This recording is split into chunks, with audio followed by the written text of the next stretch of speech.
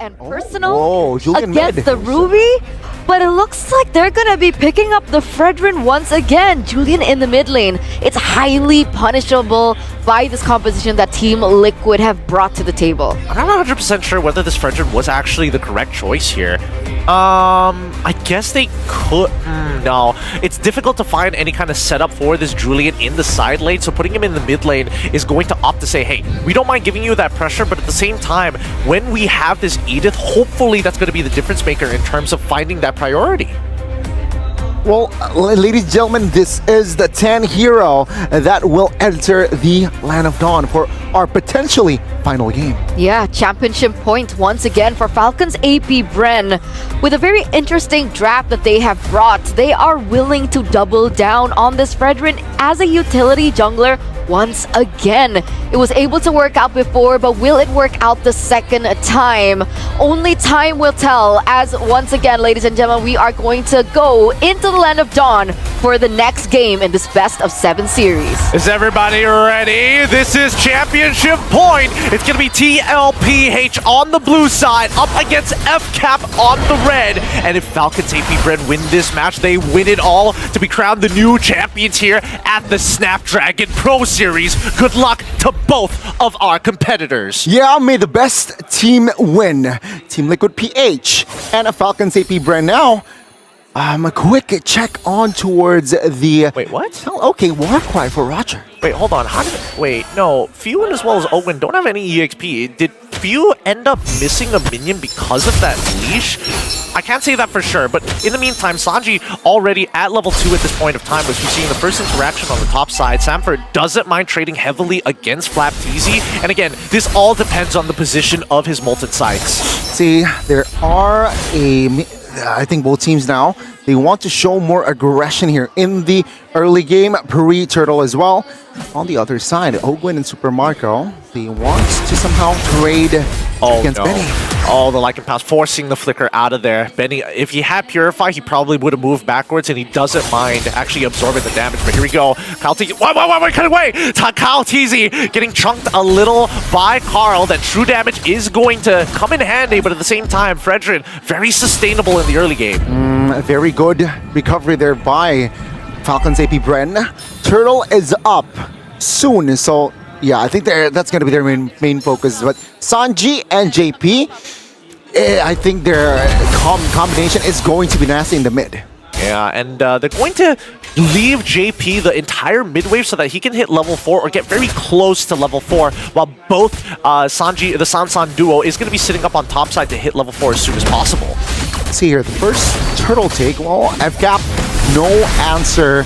Seems like they will concede the first neutral objective here. No clear compensation just yet, though. So, yeah, it will be just Team Liquid winning on rotation. Man, I need to know what happened in that early stage of the game, because both Ogwin as well as Few have not hit level 4. So at some point, they ended up losing a couple of minions, maybe to a trade, maybe to an interaction. It's tough to say, but Samford actually doing a very good job here on the top side of the map with that Brave Smite to make sure he's winning out a majority of these trades against Flap.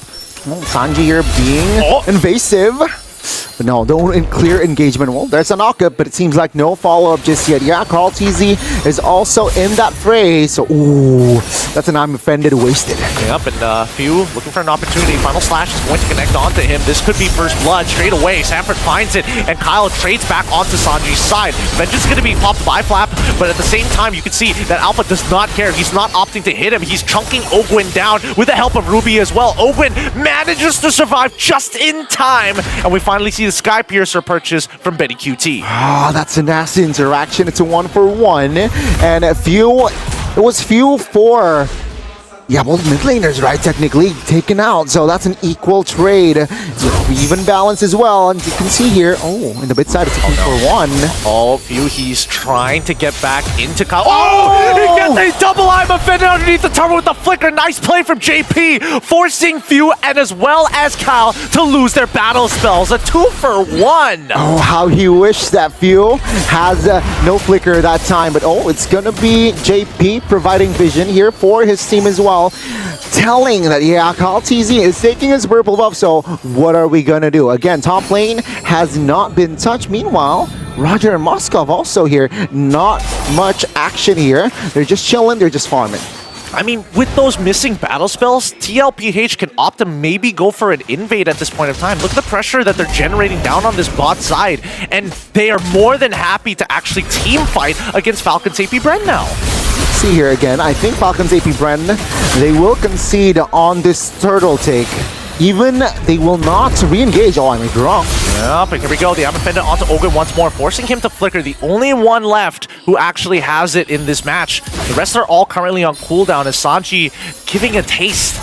Wait, hold on. Sanji getting chunked out, forced to use his ult to reposition himself. King Kyle, he's able to tank a lot of damage, but this 3v2 situation here, and Ogun doesn't have his flicker. Forced to use the Primal Wrath to actually initiate, but here comes Super Marco as well. JP still being a nuisance. Sanford finds the kill onto Ogun's side as Flap now getting into the mix. Procs his War Cry and his Vengeance as well. Appraises Wrath dodge by Sanford. An amazing play as Benny QT finds one, looking for a second. Skypiercer procs one more time. Team Liquid finds the double for Benny, and that might be the snowball that they need. Super Marco, okay, looking for just to clear the wave with that SOD. But yeah, Team Liquid, again, a very healthy 2,500 gold lead already established. And now, what does it say? Structure will be their main priority, especially the bottom side. Yeah, I mean, hold on, the final slash pushes Ogun away. Sanji doesn't have enough mana to actually double up on the stacks on Ogun, so they can't reposition. That tier 1 down bot side has been sacrificed by Falcons Ap.Bren.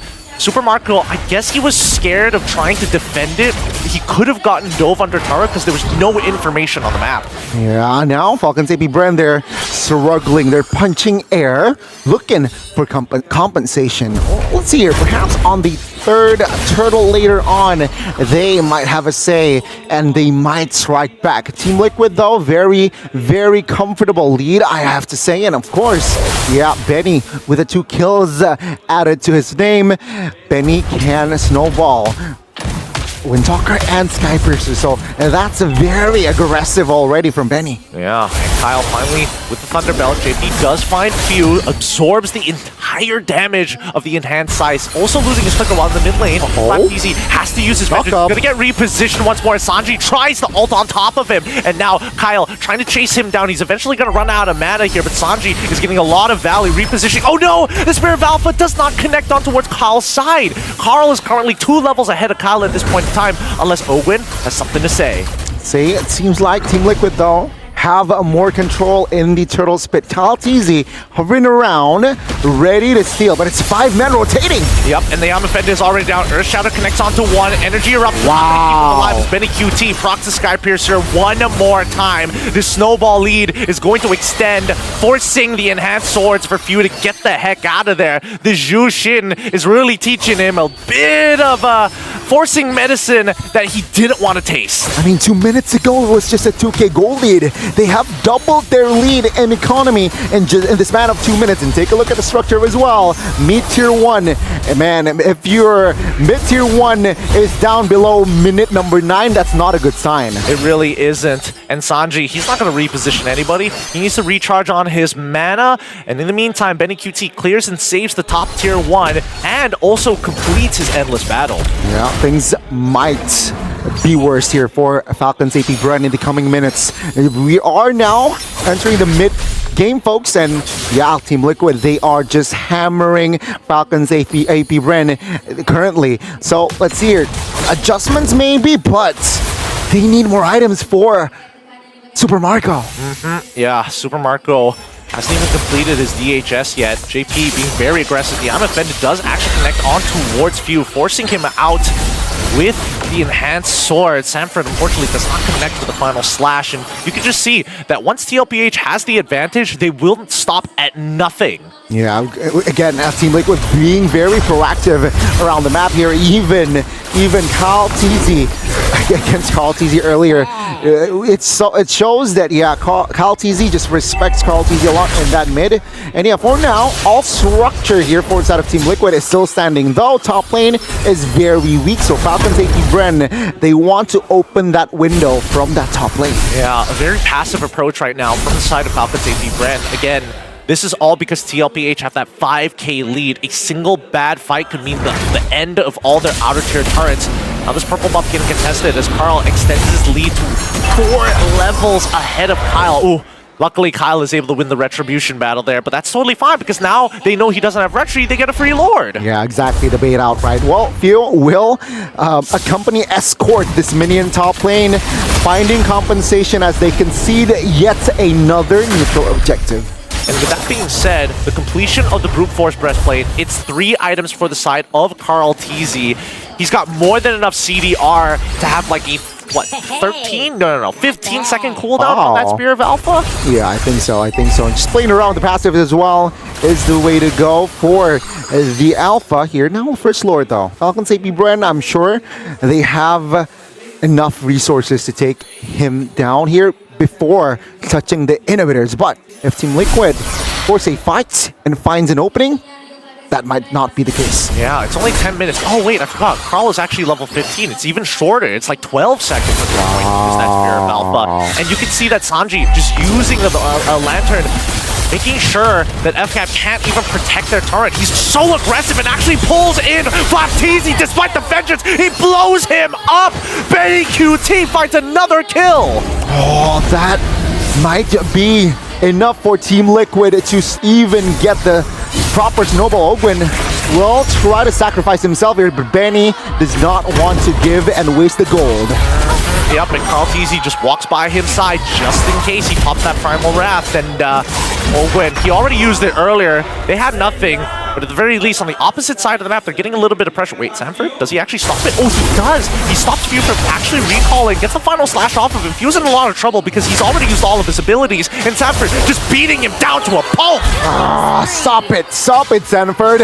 Again, showing the dominance from that EXP lane. And Team Liquid, they have, again, a chance to take more resources from the jungles of Falcons Ap.Bren. Falcons Ap.Bren, they're behind a bunch of gold, right? Almost at a 10k mark, and of course, they will sacrifice the tier 2 top lane. And this is going to set up for a checkmate angle, because that's a BOD completed by Benny QT. If he's not getting these kills, I don't know what's wrong with it. Because it's almost impossible at this point, right? Falcons Ap.Bren, if they lose an inhibitor, and they're already losing their magic sentry at the same time, this next Lord push is going to be devastating. One good news though for Falcons Ap.Bren, Super Marco technically online, right? Corrosion, Golden Staff, and DHS, it's ready. Falcons Ap.Bren, that's also a reason why they are not turtling their base, looking for openings, looking for potential openings off of the back of Super Marco. I think the hardest part is that they can't seem to get past JP. He's been making some incredible plays in the early game here so far. Falcons Ap.Bren, if they clump up too close together, the I'm Offended is going to get more value than it should. Well, let's see again. On the other side, though, quite contrast. Oh, purple buff invasion? Ooh, they're going to get it. JP finds the I'm Offended onto 2 targets. Oh, the final slashing guarantee as the Spear of Alpha confirms these kills. They find Kyle. Open, forced to use Primal Wrath. He gets melted down by Benny QT as Sanji takes out Super Marco. What a fast response by TLPH. They're going to end this all by themselves. Few, you're up next on the chopping block. You blink, you miss. 4v1. A lot of... yeah, I don't think they can defend this. Who knows? Enhanced swords to try and clear it up, and even the flicker to catch him off guard. GG, well played. A clean game by TLPH to regain confidence for match point. Both teams are now sitting at match point as we're going all the way to game number 7. Ladies and gentlemen, this is the grand finals here at the Snapdragon Pro Series. And once again, TLPH have come back again to even out the scoreboard. Oh, what a wonderful game that we see there, right? Not a lot of feints this time around, a single mistake, a lot of heavy playmaking coming up from TLPH, and they win the early game and carry it all the way to the end. I mean, I gotta say, like, the drafts, man. The drafts just really hit me hard because of the final pick coming through with the Fredrin. It was kind of iffy to me, right? I think we even talked about the Rui being picked in. It was a really great answer to all the dive heroes coming through from the side of Falcons Ap.Bren, and the fact that they doubled down with even more dive with the Fredrin just gave the Ruby so much value. Yeah. And then the way that TLPH were able to, control the team fights, it was crazy, right? I'm offended, final slash, and then we had the Spear of Alpha coming in with the AoE damage as well. It was just so difficult for them to win these team fights. It's like they were drafted in a way that they had to really think about their winning conditions and how they were able to utilize it to find a win. And if you really think about it, right, the composition from the side of AFCAP that at time was so low range, low to mid, and it brings a lot of value for this Ruby as well. That's why he was just so confident opening up pushes, face checking, bringing out and tempo breaking with the skills as well. And yeah, with the coordination of the final slash, the Spear of Alpha, you mentioned it earlier, it was just perfect harmony for the side of Team Liquid. I'm actually really impressed because Sanford for the longest time was taking a backseat. Oh, I gotta play the Edith. I gotta play things that sets up for the rest of my team. Give him the Arlet! Give this man the Arlet! He has beat Flap TZ in lane.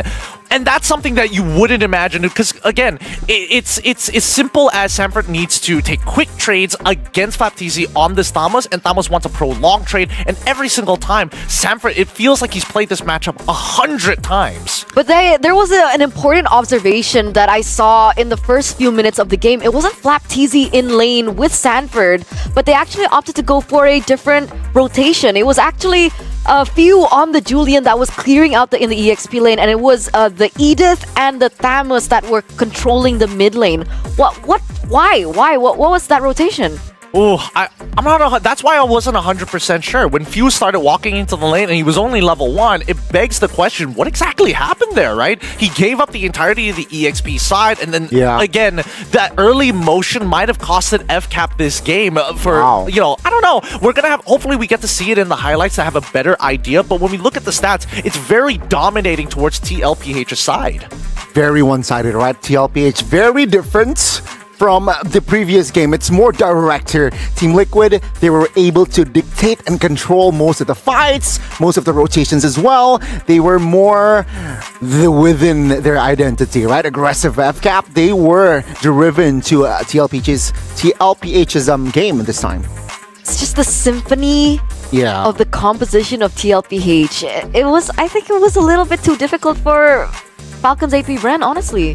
I think it really comes down to who makes that very first mistake at this point, right? We've come to a point in the game where it's not about both of us are making blunders, who can adapt better to these mistakes. It's more so, we're trying to play as perfect as possible, and whoever makes that first mistake, they're never gonna let it go. Because look at this graph. It's not even remotely close. Snowball, right? That's the story here for most matches, most games, and this is one of the prime example where early game it was favorable towards the Team Liquid side, and they carry it. They carry it towards the mid. They play perfectly, no angle, very tight as well. Falcons Ap.Bren with the composition that they have, they cannot find the opening. Yep, give it to my boy. TLPH's one and only Sanford in the EX. 40 has done a really good job here, because as much as JP is the one initiating this fight, Sanford is the guaranteed either executioner and more so the insurance policy if things start to get out of hand. Because that final slash is such a big game changer. Oh, you're about to reinforce your front line, and once again, how about we sweep them underneath the rug? And it also pays into synchronization of Sanji, right? He's waiting in the back line, waiting for that opportunity, and the facilitation for Sanford's plays just makes his job a lot easier. That, and of course, after that, right, Benny is just free farming, free hitting after that mid as well. After this double kill from that early, he knows that he has that advantage, and yeah, they will take most fights. It was actually FCAP struggling to find the right fights, and of course here is also another kill towards Benny. Casual solo kill. Casual solo kill, as we like to expect it. But I think that FCAP, unfortunately, were unable to find the right tempo against TLPH, because eventually the economy lead was too big, and I think towards the mid game, they kept on losing their battle spells, which is really the big game changer here, right? Because Few and Ogwen, without their battle spells, they can't make super significant plays. If Ogwen flickers forward with an Earth Shatter, maybe even an Onward, it's very difficult for Few to actually follow up, knowing that the final slash, or maybe even the I'm Offended, is coming immediately after. Very sharp execution here, I have to say, from the side of Team Liquid. It's a best of one. It was a best of hours ago. Now it comes down to a best of one. Yeah. We're back to championship point for both of these teams.